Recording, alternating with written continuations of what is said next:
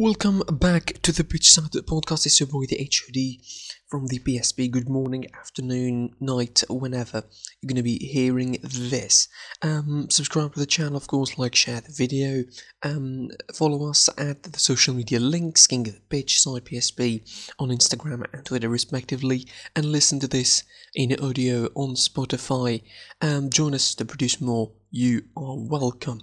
Welcome to the second episode of previewing the Champions League this weekend, but not before talking about what happened yesterday. So of course, yesterday in Group A, it was Salzburg defeating Lokomotiv Moscow 3-1, giving themselves a very big hope to actually qualify from the group, surprisingly, considering the later result of Atletico Madrid drawing against a B team, Bayern Munich, which shouldn't happen in all cases. In Group B, Real Madrid crumbled yet again against Shakhtar in a game where we all thought that they're going to take their revenge for what happened in Madrid, but no, they didn't. They lost again to Shakhtar Donetsk 2-0. Inter Milan put on a brave performance despite starting on the back foot, defeating Borussia Mönchengladbach away from home. Away from home 3-2, giving themselves also a big chance in this group in the last match day. Home fixture against Shakhtar Donetsk, while Real Madrid are really going to be having to test themselves and the mettle when they host Borussia Mönchengladbach next week. In Group C, it was a draw. It was a goalless draw, a surprisingly goalless draw between Man City and Porto. Neither came as the victor of that game. The problems, I think, persist for Manchester City, not scoring, not having any sort of consistent momentum. That is the thing I'm looking for. A consistent momentum for Manchester City. That's what it seems. They are losing it, quite frankly, in terms of creating chances. I mean, yes, they defeated Burnley 5, but I think, considering how this season has been for Guardiola, it is an anomaly in the same group. Marseille finally got a win and scored, beating Olympiacos Piraeus 2-1, making the situation in that group like this. Man City 13 points, Porto 10 points, Olympiacos 3 points, and Marseille 4th with 3 points. So it's going to be important for them, the next result, to qualify for the Europa League. In Group A, Bayern with 13 points, Atletico with 6, Salzburg 4, Lokomotiv 3, with the next fixture, of course, being Bayern hosting Lokomotiv Moscow, while Atletico Madrid are going to be travelling to face Salzburg. Borussia Mönchengladbach lead the second group with 8 points, 7 for Shakhtar, of course, over Real Madrid with head-to-head competition, despite way less goal difference, actually, than Real has. 7 for Real Madrid, as we mentioned, and Inter with 5. An absolutely open Group B. In Group D, Liverpool finally sealed the deal and qualified for the next round. 12 points from the 5 games, defeating Ajax in a game that Kelleher, the second, or actually the third goalkeeper for Liverpool, not even the second, managed to put on a brilliant performance. He's probably going to be the second goal onwards. Midtjylland hold Atalanta to a draw, or Atalanta lost 2 points. I mean, you can explain it any way you want, but for Midtjylland, that's a historic point in the Champions League, going away to Atalanta, one of the most attacking sides in Europe, and grabbing a point out of there. That was a lot for Tuesday. Let's get what happens on Wednesday. And on Wednesday, we have, of course, 2 early kickoffs. Istanbul Başakşehir hosting RB Leipzig, that's for Group H, and Krasnodar hosting Group Ren in Group E. Let's start chronologically. Let's follow the groups. In Group E, as we mentioned, Krasnodar vs Ren in the early kickoff. This game is pretty much simple basis about who's going to be qualified to the Europa League, Krasnodar or Ren. The next game for Krasnodar is going to be a trip is going to be hosting. Give me a trip to the Stamford Bridge, while Ren are going to be hosting Sevilla in the last fixture. Again, simple basis, who's going to be qualified to the Europa League? I really think that Rennes probably should win at this fixture, should go to the Europa League. They deserve some recognition for their season last season and for the season now, and also for their good performances. I mean, they played well in the Champions League, but they couldn't get the results they need anyway. The other game, of course, the much bigger game in this group, Sevilla hosting Chelsea in the Ramon Sanchez Pizjuan. Sevilla will enter without Marcos Acuna, Escudero, Sousa already, and questions are looming over Lucas Ocampos and Luke de Jong. If one of these or two players do not feature, probably Sevilla's chances, at winning this game and then topping the group may be slightly off. Chelsea entered this game pretty much a full squad, but maybe questions about Ben Chilwell, whether he'll play or not. They are on a good run in the Premier League, despite the latest draw against Tottenham. That doesn't look really good when you watch the game. A draw that maybe Chelsea didn't go hard for themselves waiting for this Champions League game. That is why. For Sevilla, it is the same drill, hard games, hard-earned victories in La Liga, and they're entering this game against Chelsea, hoping that the top spot won't be lost on them this time. I mean, unfortunately, of course, sarcastically, to be fair, I would say they would be sad to not make it in the Europa League. Potentially, there's some bigger teams that are going to be making it in the Europa League this season. Wow, I'm not gonna mention any names, but I'd say there's a Madrid side that are probably going to be seeing some Thursday night football in the future if they don't pick themselves up. Anyway, Sevilla's, of course, are on an unbeaten run against English opponents in the Champions League. 7 games back-to-back, scoring in all of these 7 matches except for the Chelsea draw 0-0 at home. Sevilla are yet to lose at home in the Champions League or Europa football since the beginning of 2018-2019. 12 wins and 2 draws, 5 clean sheets from the last 6 games. This is all about attacking, I think. This is all about attacking. The first game was testing the waters, seeing how the other team's going to be doing. This game, I think, should be attacking. Chelsea have enough quality in the attack. Sevilla have enough quality in the attack to show us a better game and a much more open game than the first one in the Stamford Bridge that was contested back in October. So, in my opinion, I would say Chelsea should have it their way. I think Chelsea would win. Not by the biggest of margin, obviously, but the tightest of margin, but also Sevilla are a very, very, very good team. They improved a lot under Julian Lopetegui, and considering the latest setbacks for Julian Lopetegui, you know the story, I mean, internationally with Spain and in the World Cup, coming in to Sevilla and putting on such a performance, like it's about performances, and winning the Europa League, and going toe-to-toe against Bayern, and doing all this with Sevilla, like basically resurrecting his managerial career. Applaud. Like, you can only applaud that. You can only take your hats off for you and Lopetegui for turning around the corner, having a stable team with shape, good players who know how to attack, who know how to do their stuff, and know how to make the game fall into their plans. Not much this season. They've been wobbly, they've been in a bad shape sometimes, they had bad games, of course, as all teams do, but hopefully they will be back to their top form, and we will see a better version of Sevilla in the round of 16, depending on who's going to be facing.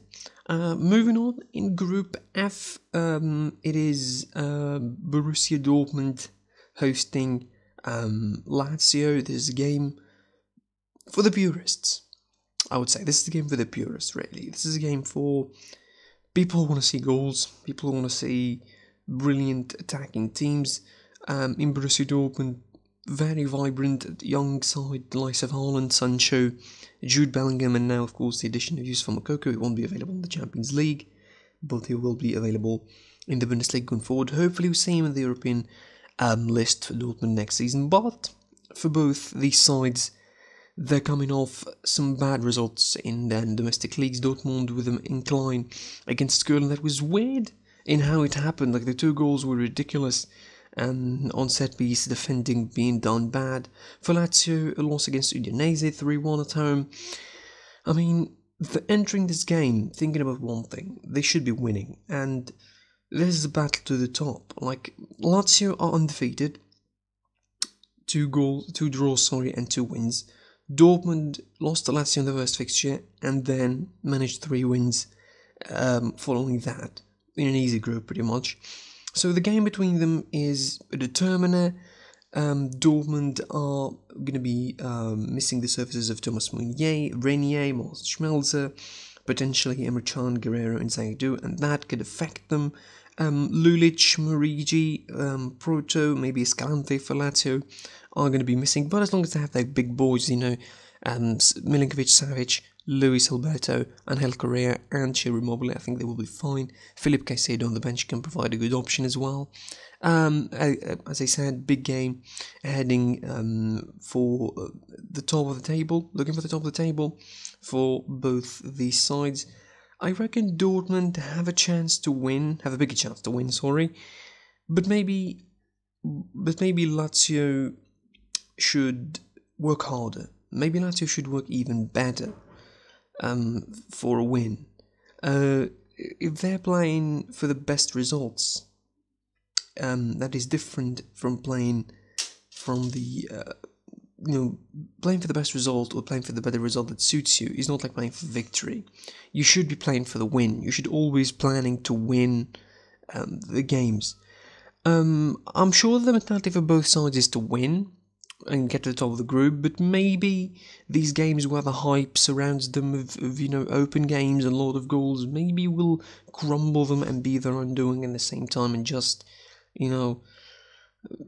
hamper the expectations a little bit and hamper the eventual tempo of the game, like we saw in a lot of games this season that were hyped as big open games and ended up being cagey affairs. Hoping to see that. Hoping to see battle between top strikers. Hoping to see between Dortmund's Erling Haaland, 6 goals in the Champions League. He's the top scorer, by the way, in the Champions League, if you didn't know that. Alisson Player from Mönchengladbach is second to him. Morata, there's Rashford, Salzburg's Berisha, Liverpool's Jota, Romelu Lukaku, of course, 4 goals for Inter, Kingsley Coman for Bayern with 3, and the list goes on and on and on. Again, Dortmund, Lazio, Haaland, Immobile, attack versus attack. Hopefully see a great game out of that. In the other game of the group, it is Club Brugge hosting Zenit to play in the Europa League.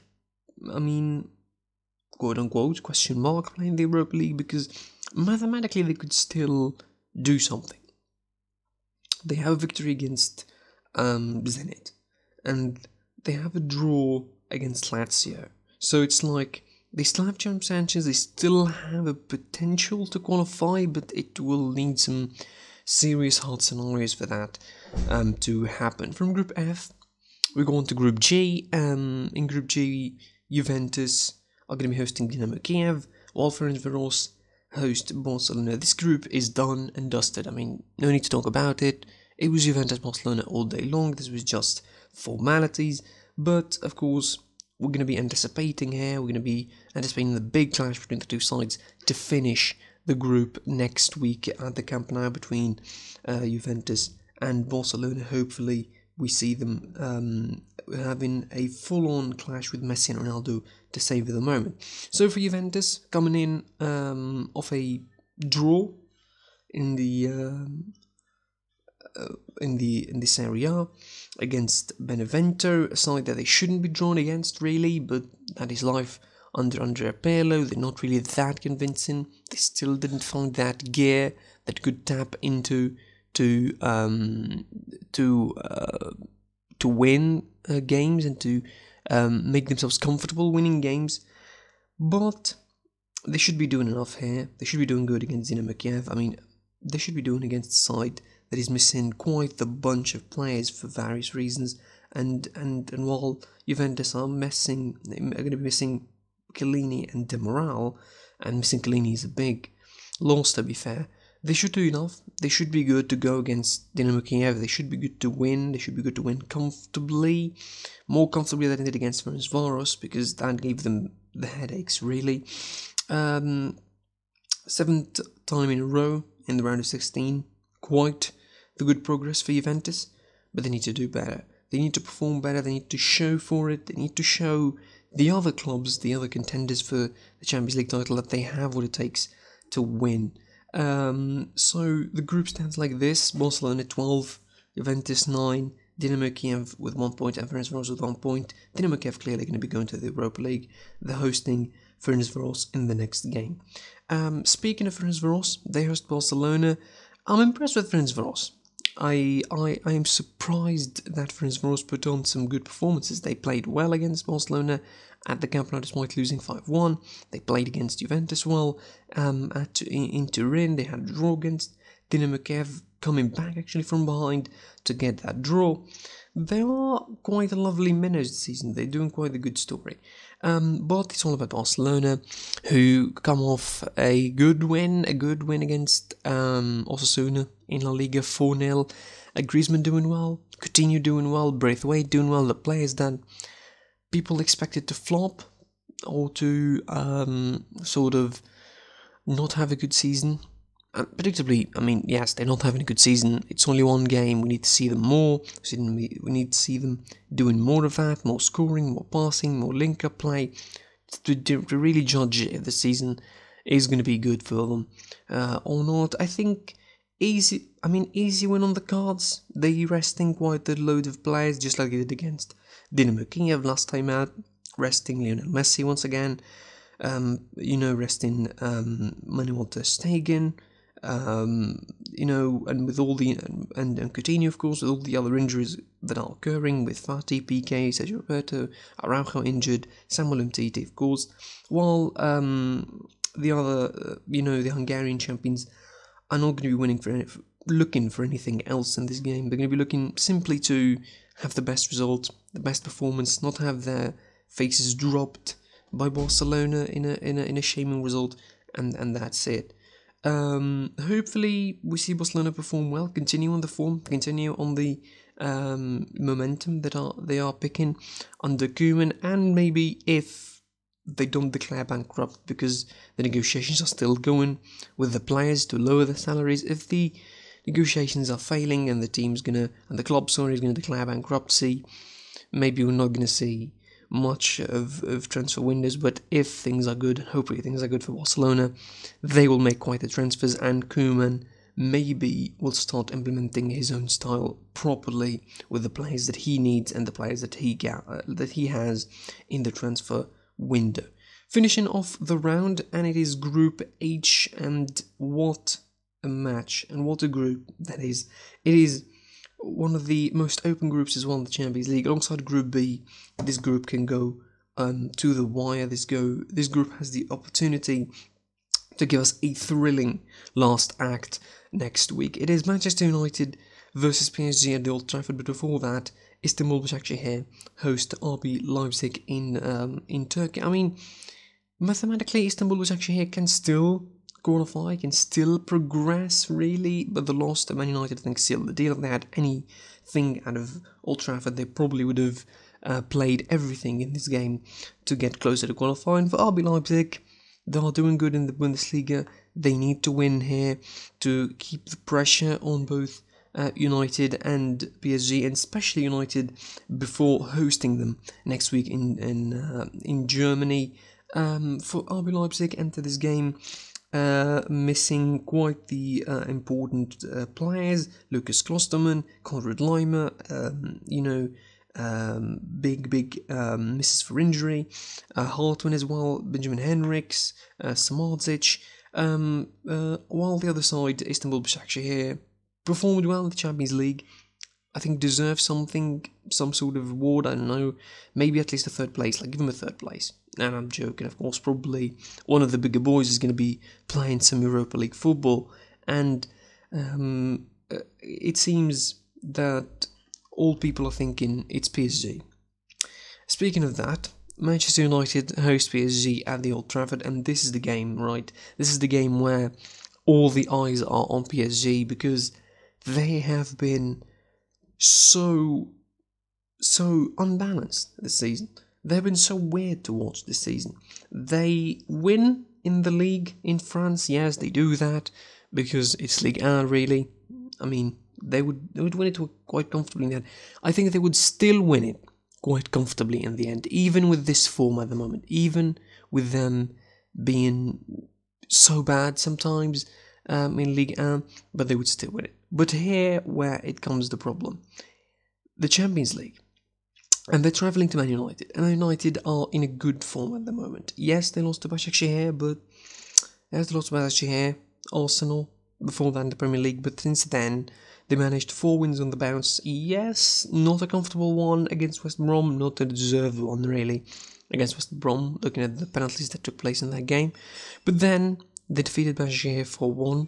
That wasn't also the most comfortable of matches, but still, they win it by a good margin, and then a good comeback thanks to a substitute in Edinson Cavani who helped them blaze the trail to win against Southampton 3-2, and the St. Mary's an important win that really gives them more boost and keeps the momentum going. But here is the game that I think is going to be the decider for both these sides. Man United are going to be entering with quite the questions around the fitness of some players, but they should be good to go, most of them. I think maybe Cavani's going to get a start. The midfield, maybe we'll see Fred and Donny van de Beek again. With the normal personnel up front, Greenwood, Rashford, of course, Bruno Fernandes behind, doing so well this season. Bruno Fernandes, I love watching the Portuguese play. For PSG, they're missing Sarabia, Draxler, Juan Bernat and Mauro Icardi.